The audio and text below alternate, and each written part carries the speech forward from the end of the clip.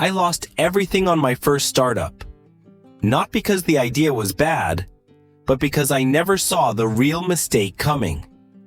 This is the painful truth no one tells you about building a business, until it's too late. The fall. They don't tell you how lonely failure feels. Not the loneliness of being alone, but the kind where you're surrounded by advice, opinions, noise, and yet feel invisible. When you realize everything you believed about your great idea might have been wrong. When the world doesn't even reject you.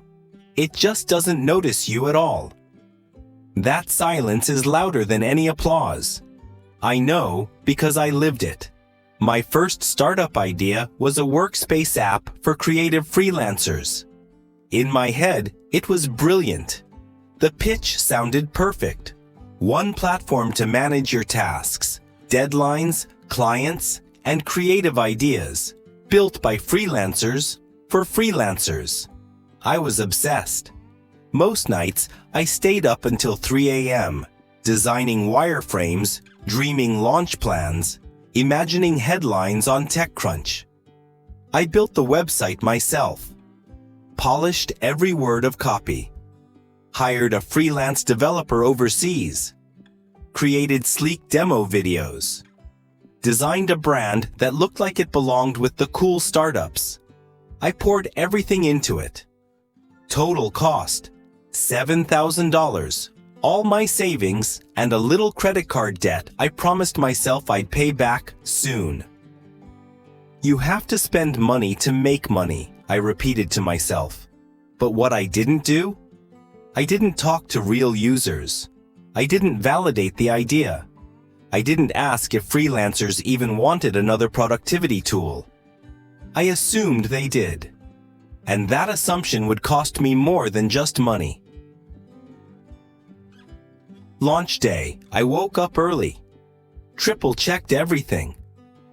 Blasted emails to my 300 subscriber list. Posted excitedly on Twitter, LinkedIn, Reddit. Launched Facebook ads. Then, I waited, and refreshed, and waited some more. Nothing. No sales, no excitement, not even a congrats from a stranger. By noon, one free sign-up, someone who didn't even confirm their email. It's just a slow start, I told myself. Tomorrow didn't pick up.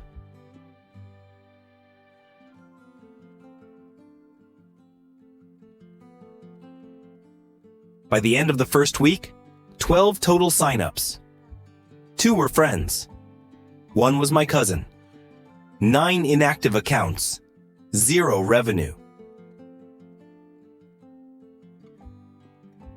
That weekend, I lay awake staring at the cracked ceiling of my apartment. I felt hollow. Embarrassed.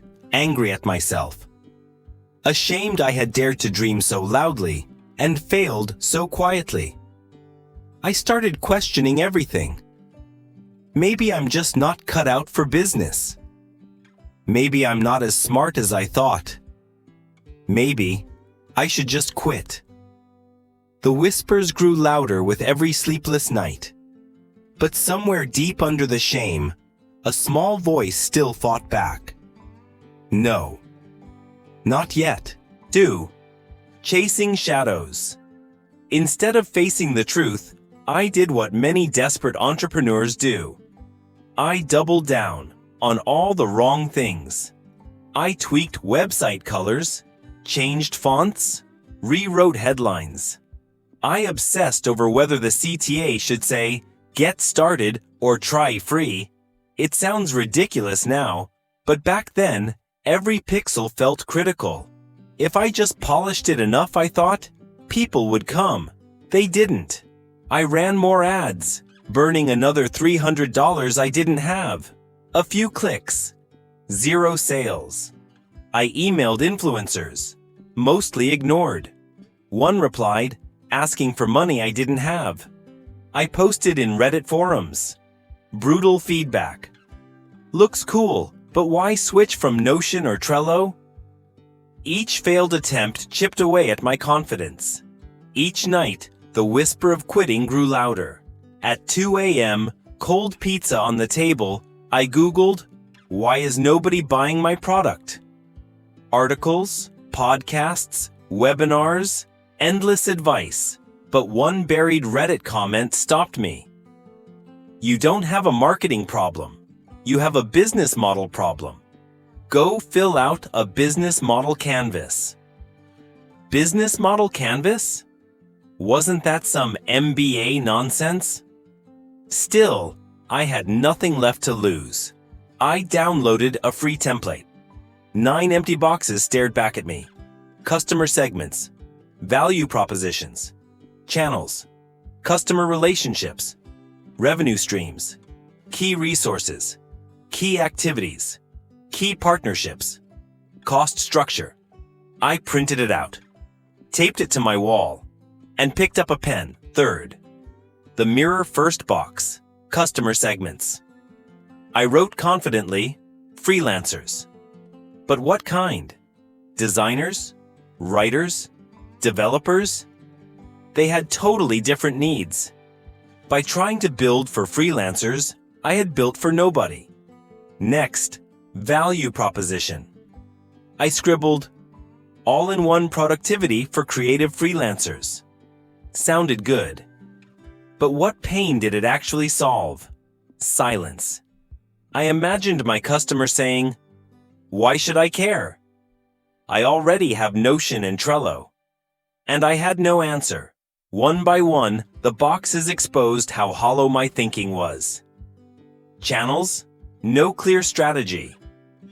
Customer relationships? Undefined. Revenue streams? $9 a month, picked at random. Cost structure? No break-even plan. Sitting there, surrounded by crumpled sticky notes and failed ad drafts, I realized I hadn't built a business. I had built a guessing game. And yet, for the first time in months, I didn't feel lost. I felt clear, painfully clear, but real. And that clarity, even though it hurt, was 1,000 times better than false hope. IV. Breaking it down. I gave myself one rule. No more spending, no more building, until I filled out the business model canvas, properly, based on real conversations. No guessing, no gut feelings. I invented a persona. Sarah, 29, freelance brand designer from Austin. $1,500 per project. 2 to 3 clients a month. Burning out from endless client emails, revisions, and deadlines. I DM'd 50 people fitting Sarah's profile. 20 replied. I scheduled quick Zoom calls, asked about struggles, and just listened. Patterns emerged fast. They didn't want another task app. They needed a system to manage clients and feedback. They hated new logins. Preferred adapting tools they already used. Lightbulb. Instead of building a full SaaS, I could create a Notion-based client management system. Low cost. No coding. Easy to test. I rewrote my value proposition. A customizable Notion workspace to help freelance brand designers manage clients and projects without burnout. Suddenly, my business model canvas clicked. Customer segments, freelance brand designers. Value proposition, save 10+ hours per week. Channels, Twitter, Instagram, Slack groups. Revenue, one-time payment. Cost, minimal, it all fit. Messy, ink-stained, but finally real. The canvas didn't fix my business. It forced me to grow up as a founder. And that changed everything. V. Testing the waters, I built the MVP in one weekend. One Notion template. One Loom walkthrough. One Gumroad checkout. One simple card landing page. No fancy funnels, just clarity. This time, my email to my list sounded different. You said client management stresses you out. I built a simple system to help. No subscription. $39. Beta access. No pressure. I sent it to 58 people. 48 hours later, 17 replies. 11 purchases. $429. Not millions, but real money. From real customers. Solving a real problem, and deeper than the cash, something bigger shifted inside me. Belief. For the first time, I believed I could actually build something that mattered. Building with clarity. That first $429? It wasn't about the money. It was proof. Real people, not friends or family, paid real money for a real solution. For the first time, I wasn't shouting into the void. I was building with my customers. I listened obsessively. Where they got stuck. What confused them. What made them smile. Instead of guessing, I watched and asked. Tiny tweaks added up. Reorganized the Notion workspace. Added a project timeline view. Simplified onboarding. Created email templates for client communication. Nothing flashy. Just relentless clarity. The results? Month 2. $1,870. Month 3. $3,462. Month 4. $4,750. Slow, steady, real. Each sale wasn't a number. It was a person. Tara, Mike, Gemma, and each name silenced the doubts a little more. 7th. Scaling smarter, not harder. With a real foundation, I scaled carefully. Affiliate program to reward referrals. Weekly Twitter threads. Case studies. Loom demos. Live webinars. Manage clients without losing your sanity. Private Slack community for support. Each piece fed the next. Content built awareness. Webinars built trust. Community built loyalty. Affiliates built growth. A design coach DM'd me. I love your system. Can I license it for my students? That one deal added $2,000. And I learned. When you understand the customer's journey, you don't have to sell. You just have to guide. The harder truths I learned.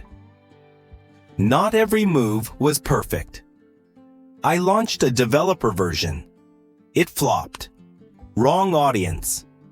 Burned $800 on Facebook ads before realizing my offer wasn't ready. Built a pro version no one asked for. Every mistake traced back to one root cause. Forgetting the canvas. Skip the basics, and the market punishes you. Return to them, and clarity returns. 9. The breakthrough. 6 months after that silent, painful launch. 300 plus paying customers. 4,000 plus monthly recurring revenue. A thriving little community. My first podcast interview. Freedom to quit my draining freelance gigs. It wasn't unicorn success, but it was mine. Built brick by brick. Mistake by mistake. Lesson by lesson. And no one could take it away.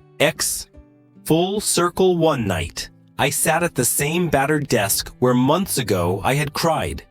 This time it was different. I refreshed my dashboard. Another sale. Another customer. Not overnight success. Not viral fame. But something better. Consistency. Steady like a heartbeat. I leaned back and stared at the business model canvas pinned to my wall. Wrinkled, coffee-stained, covered in scribbles. It wasn't theory anymore. Customer segments. I knew them by name. Value proposition. I could explain it in seconds. Channels. I knew where leads came from. Customer relationships. I had a community. Revenue streams. Predictable, reliable. It wasn't luck. It wasn't magic. It was structure. It was clarity. It was freedom. 11. What the canvas really taught me. The canvas didn't just save my startup. It saved me. It taught me that a business is not a website. It's not a launch or viral video. It's not followers or hype. A real business is a machine that creates real value, predictably, for real people. If any piece is missing, it collapses. It taught me to love reality, not fantasy. To ask sharper questions. To embrace uncomfortable truths. To test early and often. To see failure as tuition, not shame. Every overnight success you admire? Built on a graveyard of dead ideas. The winners just kept iterating until something lived. 12th, final words today when someone DMs me asking, how do I start? How do I know if my idea is good? How do I stop spinning my wheels? I don't sell them a course. I don't pitch them coaching. I send them a blank business model canvas and say, fill this out and be brutally honest. If you can't survive the canvas, you won't survive the market. If you can, you're ready for real progress. To the dreamers and builders reading this, your first launch might fail. Your first product might flop. Your first customers might ignore you. Good, because the faster you face the real work, the faster you can build something that matters. It won't be easy. It won't be fast. It won't always be fun. But it will be real. And there's no better feeling than waking up every day knowing, I built this, brick by brick, mistake by mistake, lesson by lesson, and no one can take it away from me. That's the real prize. That's the real success. That's the real journey. If a crumpled, coffee-stained piece of paper called the business model canvas could save a stubborn, scared, first-time founder like me, maybe it can save you too. Go build.